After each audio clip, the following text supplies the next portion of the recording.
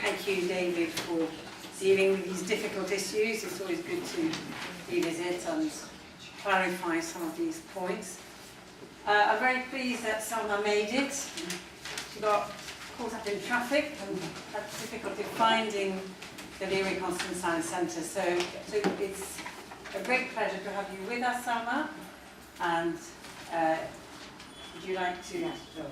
I should say who you are. Shall I, or do you want to tell us? You're a criminal barrister, you're an external criminal lawyer, an external consultant for the Palestinian human rights organisation, APA. So thank you very much for being with us. Well, thanks everyone for having me. Yeah, and I'm very sorry to be late. Those of you who know me well know that I'm often late, which reduces my credibility when I have a good reason for being late, as I do this evening. But anyway, I'm glad that it hasn't interfered with the meeting. I think I've got about 10 minutes to speak, so I don't want to talk for too long. I know you've listened to a lot of talks already. What I thought I would do is try to take a sort of slightly more international perspective on the issue by looking at the dynamics at play in Israel-Palestine, and especially between the US and Israel at the moment. And I think I'll probably pick up on and reference a lot of things you've already heard from the other speakers. And from what I've heard, I largely agree with what's already been said. So I guess my main sort of two messages for you this evening is, first of all, I think that we need to always understand, in spite of the battles that are being fought here regarding the IHRA definition and so on, internationally we're in a very difficult and dangerous situation for the Palestinians at the moment. And that's mainly because of the existence of an alliance between the Trump administration and the US and Netanyahu's government to promote and try to achieve finally what I would call the Greater Israel Project. And I'll go on to explain what I mean by that. And secondly, to say for that reason, because we're in this dangerous historical moment for the Palestinians, the Palestinian people generally need support and solidarity from people like you more than ever now. And I'll end on a kind of optimistic note about where I think things are going to be going in the future, but also a note of warning to say that we can't be complacent and imagine that the kind of battles that we've won here, important as they are necessarily going to protect the Palestinians in the long run from what's being done to them by Israel. So I'll just start by explaining what I mean by this campaign, this Israeli-American campaign, to entrench the Greater Israel Project. So many of you will know who follow Israel-Palestine that for many years, arguably since the start of Israel's creation, Israeli leaders have never intended for there to be a Palestinian state in any portion of Palestinian territory or any portion of historic Palestine. And we know already from at least 2 years that Netanyahu's been saying he won't allow there to be a Palestinian state under his watch. I think that the difference now, however, is that we have also got Trump in the White House. And I think Israel is seizing that opportunity of a Trump presidency to push forward some of its most kind of ambitious and maximalist claims and projects, which previously, even though US administrations in the past have supported Israel to the hilt, they have in a way imposed like a few kind of red lines on Israeli behavior. And I think those red lines are being removed, have been removed by Trump. So we're seeing a real acceleration in a lot of developments on the ground. So I'll name just a few, and some of these might be a repetition of what you've already heard. But of course, there's the enactment of the nation-state law in Israel, which basically enshrines into law the notion that only the Jewish people have a right to exercise self-determination in the land of Israel. And the land of Israel covers the whole territory of what we would call Israel-Palestine. So clearly that kind of entrenches a situation of Jewish supremacy in Israel and downgrades the rights of Palestinians, both citizens of Israel and also those living under occupation, to the extent that they had any rights to begin with. And so that's obviously an important development. And I think a lot of people say, oh, it's just more of the same. We already know that Israel has this apartheid nature, and I think that's true, but I think codifying these kinds of practices into law sort of reflects a certain confidence that Israel has that it didn't have previously to push through these kinds of projects and or to make explicit its apartheid nature. I think other things you're seeing are massive settlement expansion on the ground. So it's reported that a lot more settlements are being built in the Jordan Valley, which is the strip of land to the east of the West Bank that borders Jordan. And that's really important strategically because it means if that section of the West Bank is fully colonized by Israel, it won't be possible for a viable Palestinian state to emerge because Palestine will basically be surrounded by Israel on all sides. One other development I'll mention here is the imminent demolition of a Bedouin community called Khan al-Ahmar, which some of you might have heard of. These are Bedouins who live in an area of the West Bank, which again is of strategic importance because it's essentially east of Jerusalem and west of the settlements that extend to the Jordan Valley and to the border with Jordan. And Israel has been attempting to demolish these Bedouin communities and transfer them from that area for years now. And it looks like the Obama administration kind of, again, put a halt on that. So the plans were always afoot, but they didn't quite materialize. And the community's been fighting and fighting not to be displaced from this area. They've just lost a Supreme Court challenge. And I think the last time I checked the news, which was like yesterday or the day before, they've been given 8 days to vacate their premises and to be displaced from that area. For Israel to expand settlements into that area, which will essentially dissect the West Bank in two. So the northern section of the West Bank will be separated from the southern section, and again, of course, that presents a challenge to there being a viable state.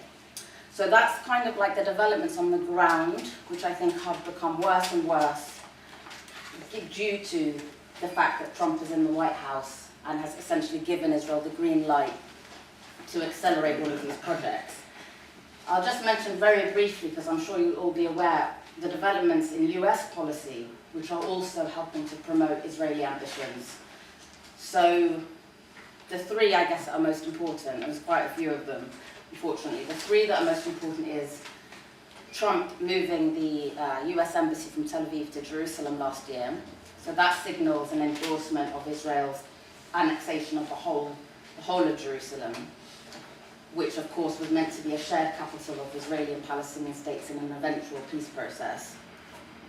We also know that Trump has just decided to remove funding, US funding to UNRWA, the UN Agency for Refugees, undermining the capacity of Palestinians to exercise their right of return. And there's also just been general, Trump has also decided to remove other sources of funding to the Palestinian Authority, which a lot of them go to humanitarian projects like schools and hospitals. And so if you look at the combination of all of these different developments, I think that their main objective is to consolidate, as I said, Israel's ambitions, which is to control the entire territory of historic Palestine, what we call between the River Jordan and the Mediterranean Sea, to preclude there ever being a Palestinian state to emerge in that territory, and to weaken the Palestinians to such an extent that they'll accept, potentially, having imposed on them Trump's so-called deal of the century for Israel-Palestine. And we don't know exact details of that deal, but essentially we have a pretty good idea from what's been leaked that the idea will be there won't be a proper Palestinian state emerging anywhere. Jerusalem won't be a shared capital. Palestinian refugees won't have a right to return. And there'll just be a kind of, I suppose, a perpetuation of the status quo with a few changes. Gaza might be fronted off to Egypt. There's a possibility of the Palestinian communities in the West Bank entering into confederation with Jordan. That's sort of been mooted as well. So the point will be that if Trump and Netanyahu have their way, and this alliance kind of succeeds in this project that is being, the Great Israel project that's being imposed, you'll end up in a situation where all of the main demands of the Palestinian national movement, so that's the demand for an independent state, for the right of return of refugees, for an end to occupation, and for equality for Palestinian citizens of Israel, none of those main key demands will be fulfilled. And instead, what you'll have is Palestinians won't be really considered in the future as a national group that have collective rights, but rather as kind of groups of populations, refugees in Jordan and Syria and Lebanon, Palestinians under occupation in the West Bank, Palestinian citizens of Jerusalem, Palestinian citizens in Israel. All of these will be separate populations with various needs that might be dealt with more as a humanitarian issue. But what the attention is, I think, is to break the back of the notion that there is a Palestinian collectivity and that that collectivity has national rights and national aspirations in the territory of Israel-Palestine. So that's where things are at right now, sort of internationally. I know it sounds a bit depressing.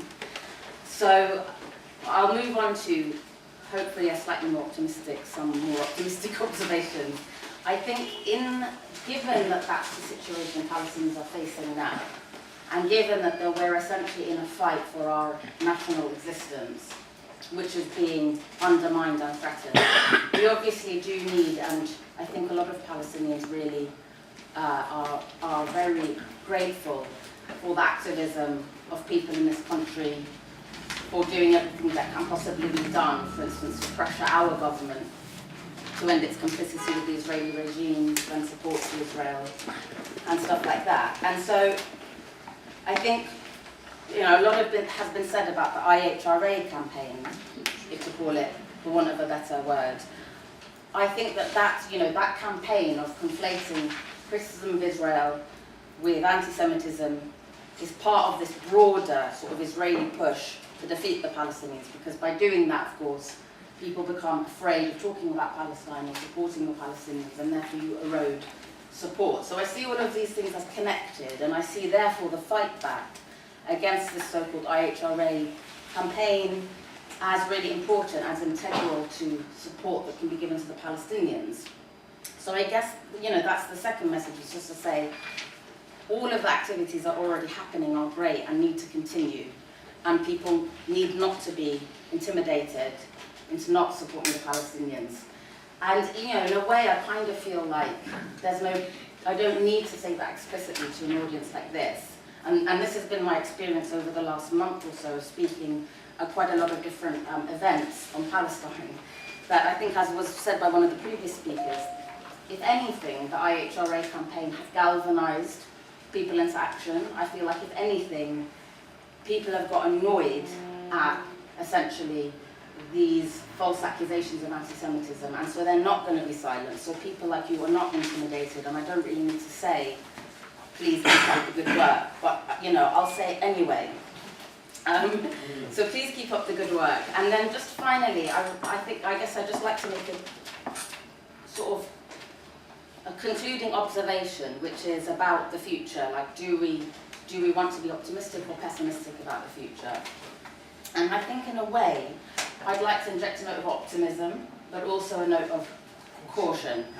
Yeah, exactly, about the future, which is, I think somebody said it just now in one of the talks, that resistance on the ground really is increasing amongst Palestinians, or it's, they're remaining steadfast, and you're seeing many more initiatives of popular grassroots mobilization, and it's really amazing to see that.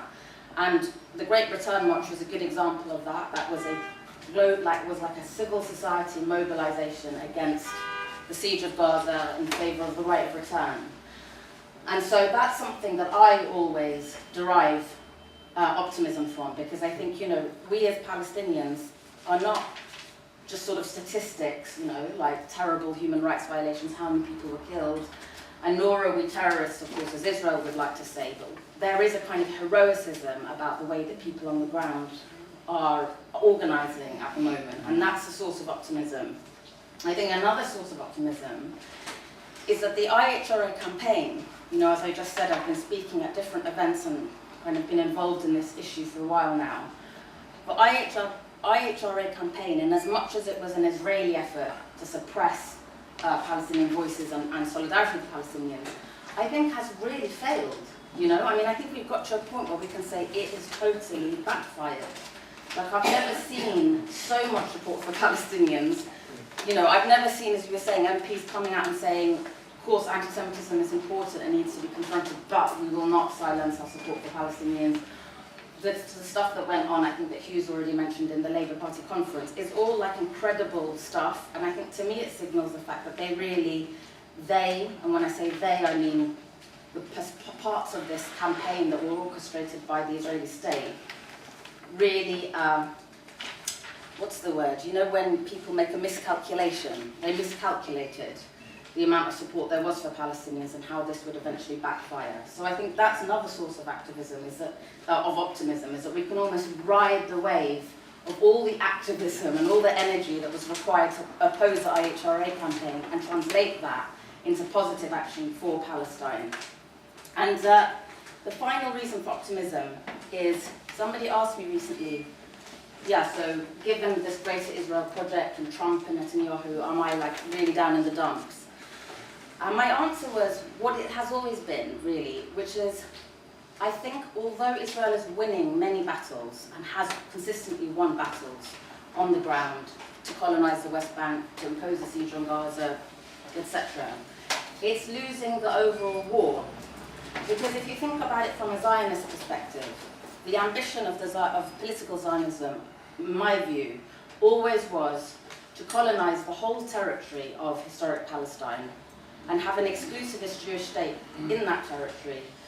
And the Palestinians would either have been displaced or would somehow be contained and suppressed to the extent that it didn't really interfere with the exclusivist nature of Israel as a Jewish state. That's Zionism's fundamental overall vision. And it hasn't succeeded in achieving that, because it now Israel presides over a territory that's 50-50, 50% Israeli Jews, 50% Palestinian Arabs.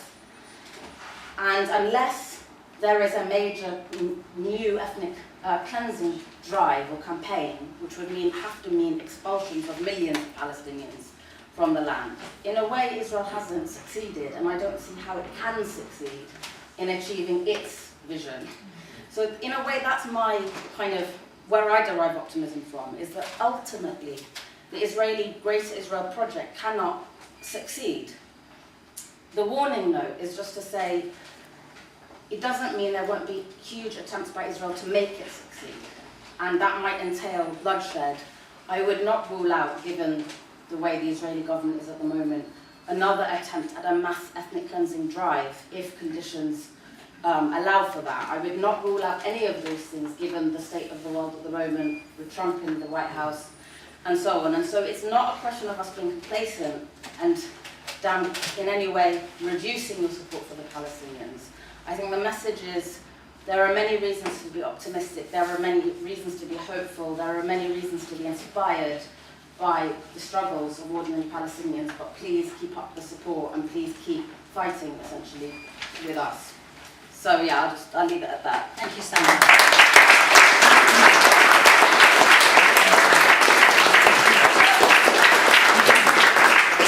Well, we're here in Brent to build a solidarity with the Palestinian people.